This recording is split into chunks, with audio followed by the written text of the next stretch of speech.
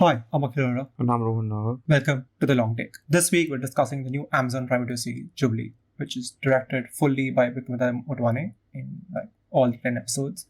It stars Apashri Khurana, Vasin Chatterjee, Aditya Hadirai, Siddhant Gupta, and Mamika Gabbi. People have been sort of going gaga over this show, at least from what I see online. Rohan, how do you feel about it? Yeah, I think people like it a lot. I enjoyed portions of it. I enjoyed most of it, I'd say. But then, towards the end, I kind of found myself losing interest. Yeah, I think that happened to me. I think the part thing is sort of I most resonate with is that I would lose interest literally depending on what was happening in the show, episode to episode basis. Certain parts I would be drawn to, especially scenes where Jay Khanna is sort of driving Nilofer to her first screen test or whatever, and they're sort of rehearsing, how she's gonna perform. So stuff like that I would enjoy, but then I would start tuning out when they would go into the whole political American Rusi nonsense. Which isn't there much, to be fair. But there is also a lot of I feel like that other... character shows up too much. He's also it's romantically pointless. quoting Sumitra Kumari after a point, and I'm just can you get out of the way, because you are not contributing anything to thematically to the show, just plot wise, so please get out. I think that whole thing, uska purpose is to introduce the recording device nonsense. Yeah, because that they need to find a way to bring that in. I mean, I'm sure there would have been an easier way to do that. But the only a thematic thing I could got out of that is Motwane, by using the past, he's commenting on the present, how there's whatever political interference and propaganda in filmmaking. Outside of that, I can't understand why that keeps coming back and back in our faces. Yeah, but everything else, there's a commentary on filmmaking and just the industry as a whole, but you never actually see any of it in practice, which I found to be the biggest flaw of this. It doesn't have to be that, right? It can very easily be what it is, but just considering how much of it is referenced, हमने 5 pictures बना दी हैं, right, during the course of it. So many films have been made fully, so many films they've spoken about कि ये ऐसी चली, ये अच्छी है, ये बुरी है, but we never see anything worthwhile about. He's entirely interested. I think what are writers Atul Subawal, I don't think Motwane wrote himself. He's entirely interested in what happens outside of the moments on set, not what happens on the set itself. It's not basically Babylon or something where there's an entire stretch of just Brad Pitt going crazy where everything is being filmed around him for half an hour or something.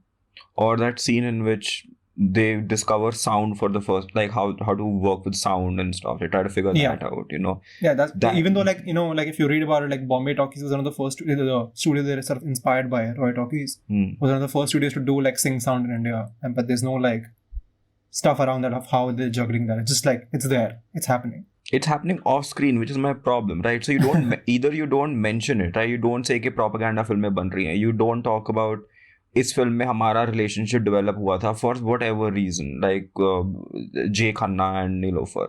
Right. We need to see that happen, right? But 3 months after it's happened, someone will pop up and be like, oh, ऐसे हो गया. And that was really confusing to me because I can't follow. When the Taxi Driver film comes out, Nilofer is in Mussoorie trying to woo Madan Kumar. Yeah. And for a moment, I'm like, that movie is coming out there in Bombay, right? And first of all, you're meant to just roll with it, कि खत्म हो गई है, बन गई है, release हो रही है, all that nonsense. But then she's not there, which puts me in, for 5 seconds, I'm confused कि timeline क्या है. Yeah. It happens way too quickly. It's Vinod Das Madan Kumar was already there with his family for a while, and then she just told him wait, how long has he been there? She had the time to travel to Mussoorie. And what was so she pretends as if it was a chance encounter, but all of us know it wasn't a chance encounter, but it comes out of nowhere.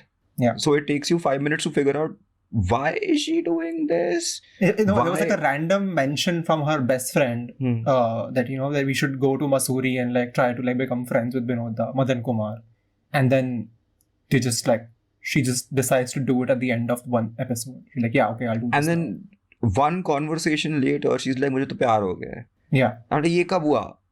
Yeah, I thought you were going there to get yourself into the industry, not fall for him. But like that's what. Or happens. no, you fall in love also. That's also fine. But I need to see it happen. When did it happen? Like, it just happens. And then for 1 minute later after that, Jay Khanna confesses like, I've always loved you. And then she is flipped immediately. She's like, now I'll go with you. What is it? So my whole thing is that it's very like, here are the beats that we have to hit. But instead of showing us how we got there, it's just hitting those beats. And what happens as a result of that is that you don't feel like what's happening to the characters, right? Yeah. It's almost like you're at a distance. Yeah. So the Jay Khanna and Nilofer storyline was the most engaging one for me. Maybe because by comparison, it's character driven. You know what I'm saying? It's not like ye sazish, this backstabbing maneuver. We have to pull this. We are do this to stab that person. That's not happening. So it's just mostly like we know that these people who they were when they started out and who they are now over the course of 10 episodes, as opposed to Shrikant Roy, who's powerful shuru se end tak, Yeah. And what's his name? Madan Kumar, you don't really connect with because he's a terrible person, Also, since we're on this point, I'm not sure that's the right casting for that role. The Madan Kumar role? Yeah. I'm not sure speaking to someone who felt similarly. Yeah, but you see, initially I thought it was smart in the first few episodes. Not because it's like against type or anything, but it's the character is written in a way that makes it more difficult to kind of figure out why Apar Shakti Khurana has been cast in it. It's not particularly his fault. Like, he's doing what he's being told to. Like, I can't imagine someone else coming and drastically altering the tone of the character. You know what I'm saying? Like, I think that's how it's written.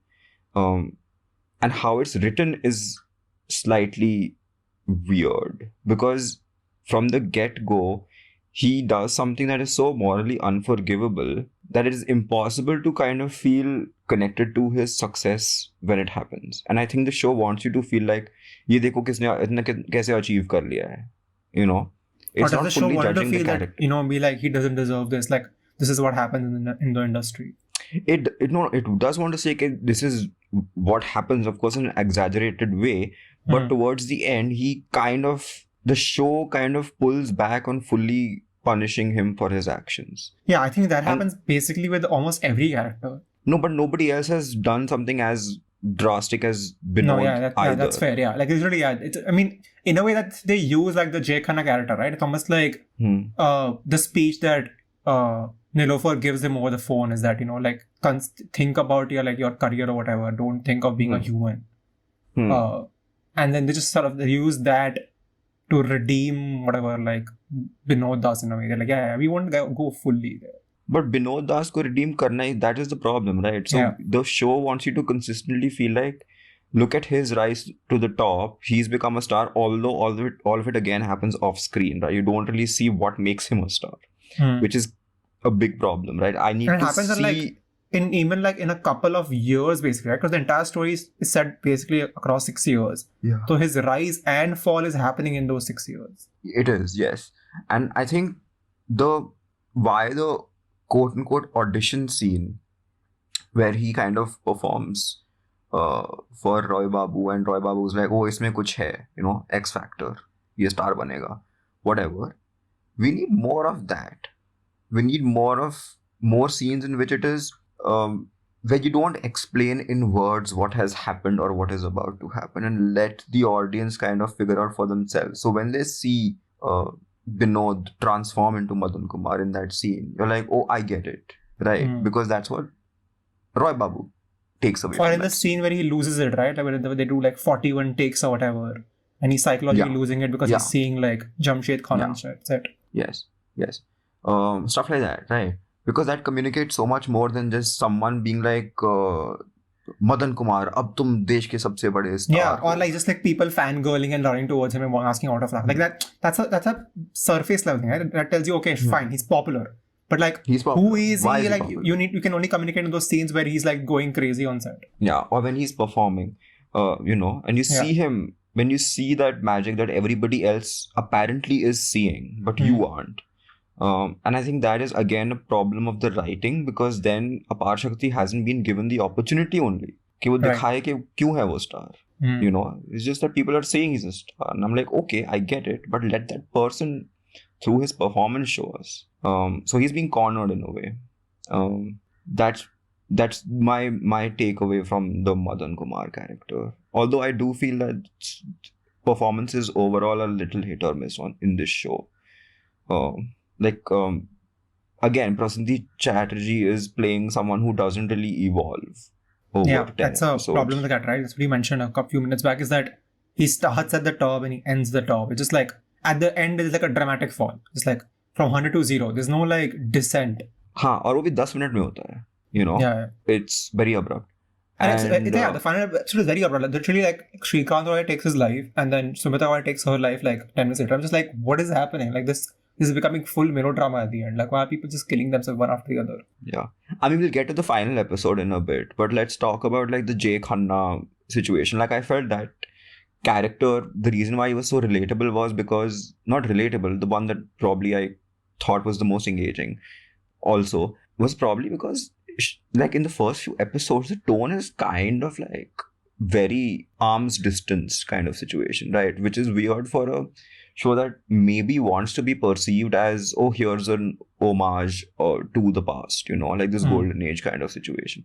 But I don't sense that romanticism, which is there. And it comes out only in the scenes where this person is on screen.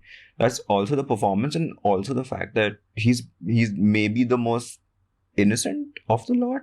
Like the others, you can sense are like, their brains are like always, how do we survive? You know, how do we like game a system to get ourselves ahead, right? Like And this person is a guy probably the only one who takes the longest to stick to his principles. Like he abandons them in the initial get-go when he gets to Bombay, because he doesn't see a way out. He's like, okay, I guess crime now.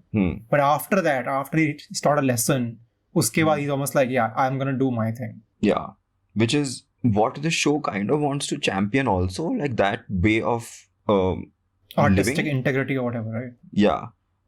Because it does seem to kind of be like wagging its finger at, oh, ye log, they're trying to clamp down on this, that freedom, this government. Which like with this show, like even like that whole Asghar Ali and the Raj Mahal, like those sequences are meant for that, right? That's the commentary there. Is that look, the guy came up with like a proper like storyline where he was actually saying something useful, and just because it was like sad and like depressing, the producer is like, no, we must make it happy. We must make it happy. And he's like, reshoot karo, and then he becomes director, and it's very obvious. But that's a very obvious commentary on like what has happened basically across Bollywood for like six decades. Yeah. It's also a fun commentary or a little meta, this thing to the show itself, you know. Because the show ends on practically the same note as that different axed ending of that Raj Mahal movie. Right? It's like full tragedy. God. Like everyone like is out, right? Like Jay Khanna ki sad shaadi ho gayi, the one he didn't want. Nilofer is like crying somewhere in Pune.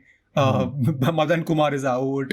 Shrikant Roy is dead. Sumitra is dead. Like it's literally like, if you just look at your main cast, no one has a happy ending or even a close to a happy ending. But what I also found really strange about the last episode, and the last episode is the worst of the lot for me, because immediately it just abandoned every narrative thread that it had built over 9 episodes and became like this courtroom chillana. I hate that. Like, it's like a very contrived way to sort of summarize what you were trying to get at, right? Like you just get your it's also main cast in one room and then they shout at each other now. They shout at each other now, but it's also forgetting why you were engaged, if at all, in the first place, right? You were engaged because of these characters, not because of some murder plot. Exactly, Like the show needs to end for them on the film lots, not in a courtroom. It just needs to end with them going ahead with their lives and not to we literally, and I realized why they were taking so long. And for the 7 episodes, I was like, why is this like thing taking so long? Why are the the photos not coming to light? Why is the court case not progressing? Why is that's not being caught? Because they were saving all of those things as Chekhov's gun for the last episode. And I'm like, because the minute you see the photos in the first episode, you're like, okay, they exist. Kab aayega? Yeah.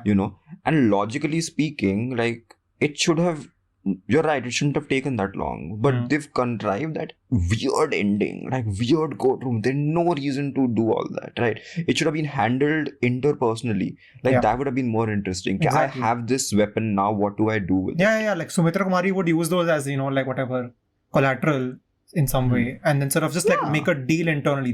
That would be more fun. You have your characters talking to each other and figuring out, like, oh yeah, this is more important to me than this, and like I'll let this go and you'll let this go. Instead of, pushing it in the hands of the government or whatever. Yeah, it takes you out of the drama that you had insisted on. Like you have said, nahi, our show is not about... Yeah, and in the final episode, some random lawyer we've never seen is now getting like 20 minutes of screen time. Yeah, what? Two lawyers. Like, who's this character? Why is she here? This is your last episode. Yeah, it's very strange, and I fully checked out. And then uske baad mein the ending where everybody basically is sad now.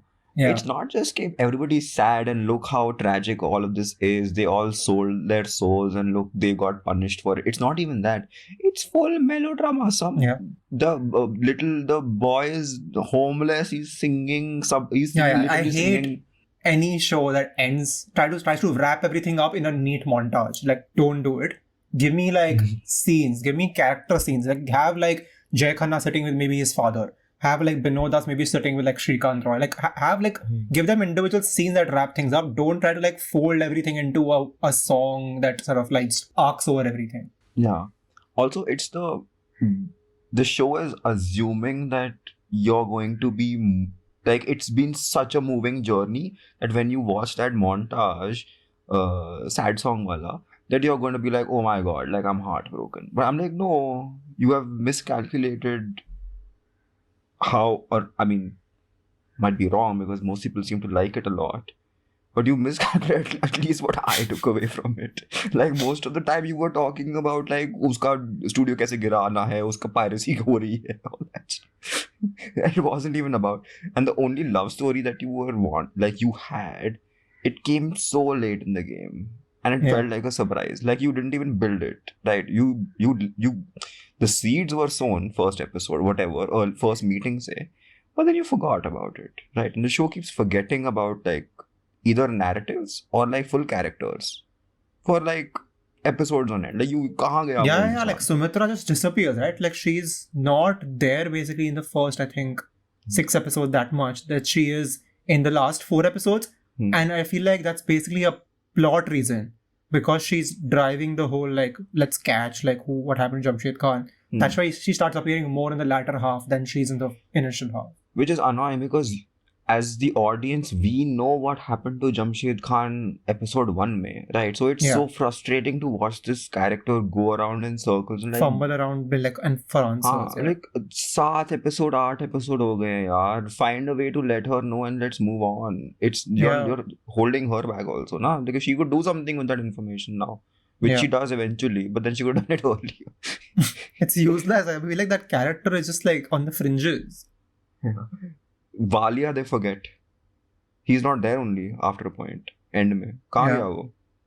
Valia ka to wo bhi nahi mila. He didn't even get a mention in the montage.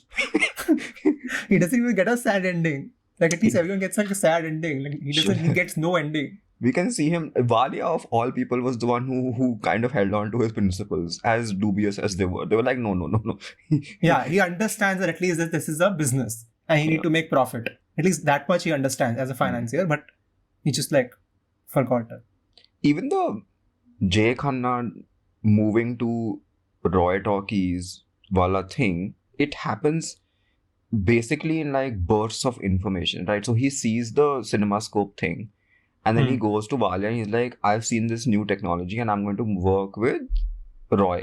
You and I know as the audience a bad idea. I shouldn't do it, right? So you're like, no, don't do it. Why would you do it? Find another way. How is this technology exclusive to Roy Talkies? Figure out a way, bribe someone, get it for yourself. Do whatever. Don't work with him. And the next thing we know, they have shots in Kashmir and the movie is almost done. Yeah. And we see him looking at a marquee where the title is Kashmir Ka Phool or something aisa likha hota hai. Right?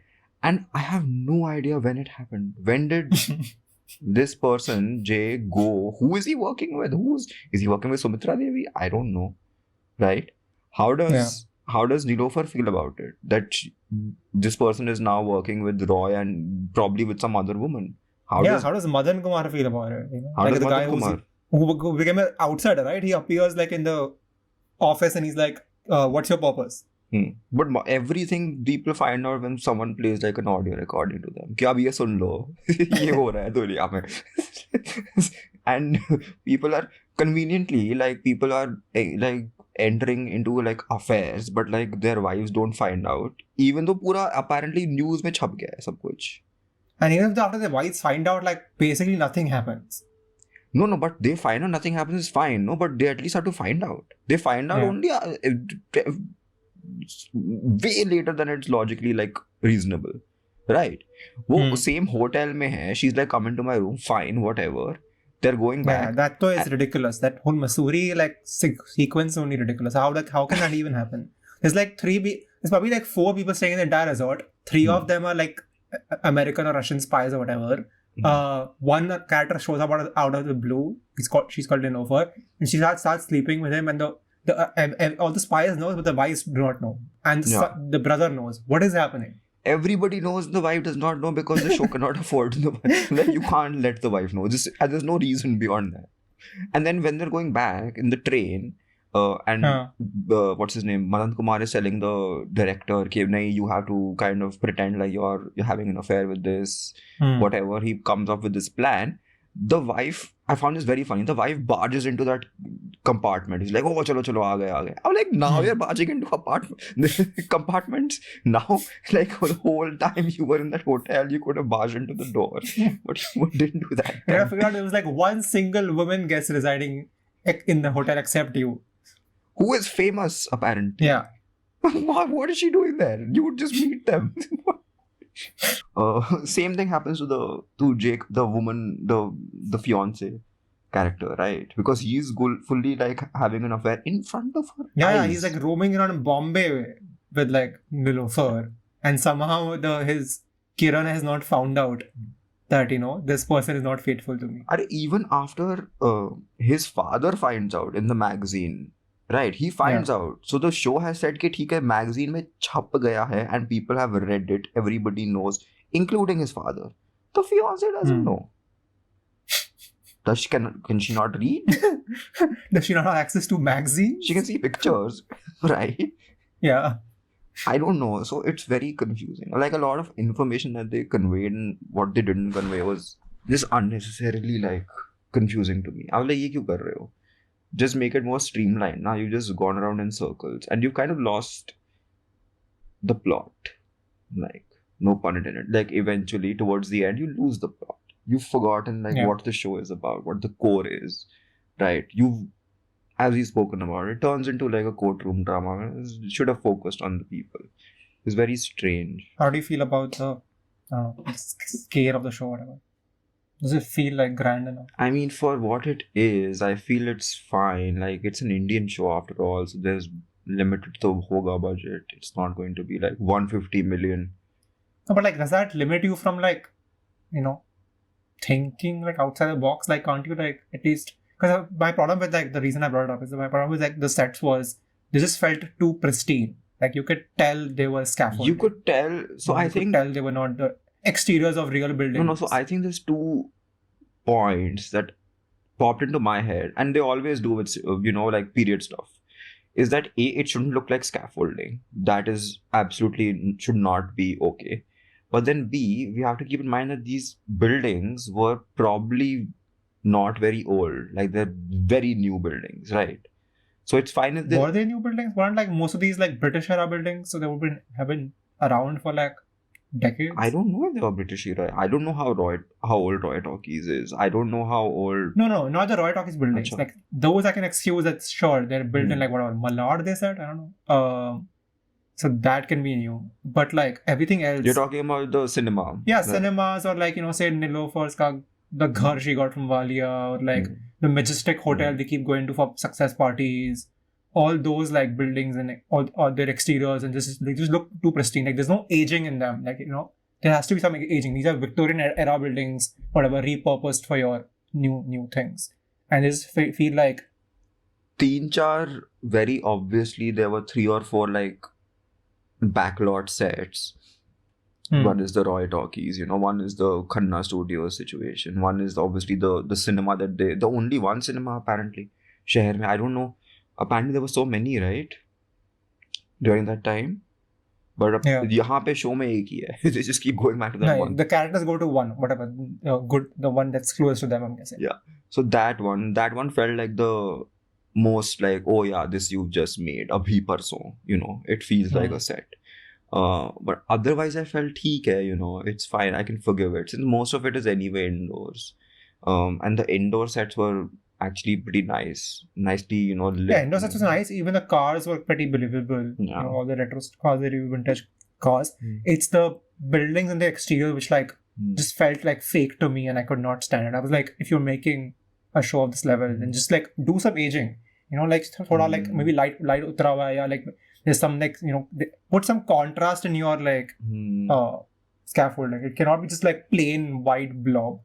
I felt that way only mostly about the cinema exterior, because that felt like a little too outside the realm of reality types. But in the first episode they have a couple of like exterior shots of just regular Bombay things, and that I just feel was probably too expensive to do over and over again, which is why they just have 2 or 3 like total. Yeah, those wide ones, yeah. They could not just afford, just extend the set like endlessly, like piche tak. Yeah. But then you can also sense there's one gully, right, where Walia kind of does shady business, the back gully thing situation, where they have like multiple scenes, and that is fully real and immediately like, oh yeah, that's this fully is real. Because I feel like they actually use some gully location somewhere, maybe actually today in Bombay or somewhere else. But like everything except that has been created. So whenever they create something, it felt fake to me. Exactly. But when they actually use a real location, then obviously it feels real. Yeah, which is the thing, right? Because you kind of set the template. When you've shown reality, then you're like, oh, okay, so that's how that's supposed to be. Exactly. So like you need to like observe those sort of like the location you just mentioned where Walia is doing shady business, and see what is giving the location its age, and do that kind of reproduce the aging in other sets. Yeah. वो तो है definitely, and that happens like it's like basically CGI, right? You can tell कि oh वहाँ पे वो corner is CGI, that shot के corner में those 3 cars are not real, stuff like that.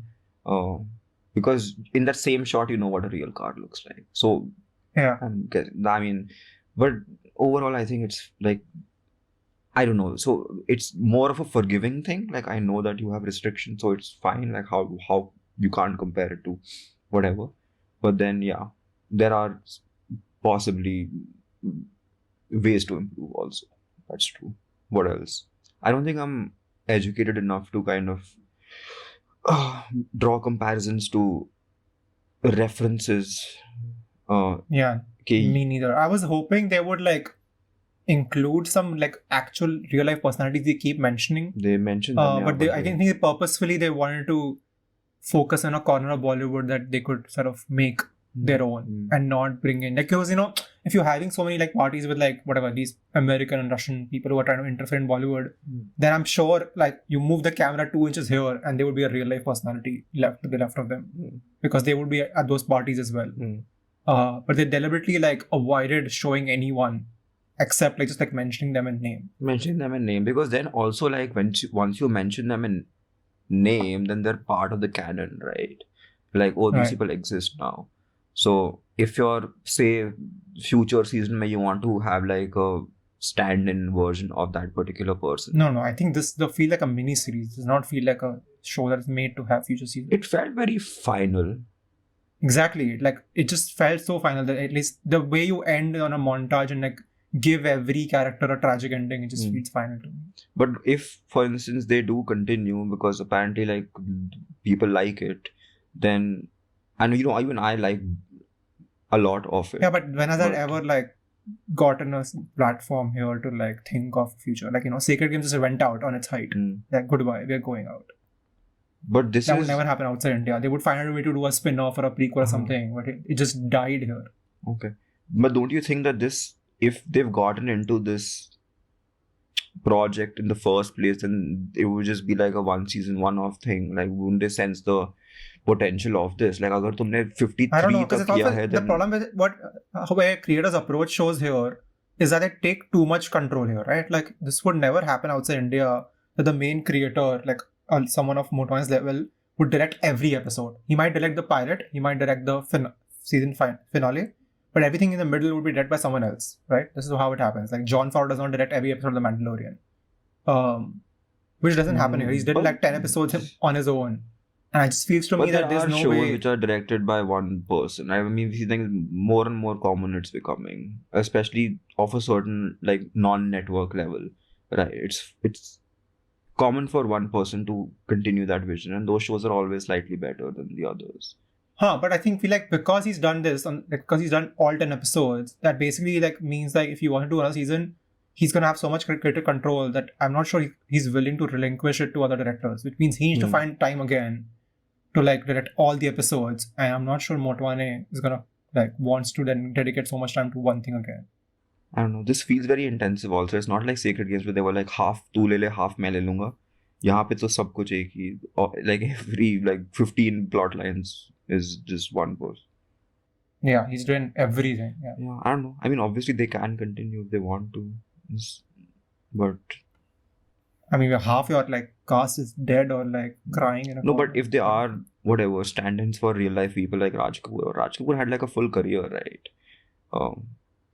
A lot of these people had like proper full decades long. Yeah, but also I feel like to me the season 1 was like Roy Talkies, right? Like that's what it was about. Everyone had something to do with Roy Talkies. So if you would do something from here, I think it would make sense to at least do a little bit of time jump and focus on some RK Studio or whatever. Whatever. Yeah, I think it can be like an anthology, but I don't think they can follow the same characters. Possibly. But it's fine. Like I watched all of it. I had the middle portion I was really engaged actually. But yeah. It's good. Yeah, it's good. I just wish it was, as we've spoken about everything, is that there needs to be more sort of I don't know, emotional connection to it. You just distance yourself too much from the characters after a point. Yeah, that's true. Yeah. Right, time to wrap it up. Yep. Okay then. That's all for this episode of The Long Take. You can follow us on Facebook, Twitter, YouTube, and Instagram at thelongtakepod. You can write to us at thelongtakepod@gmail.com. Please leave us a rating and a review where this episode, and we will see you next week.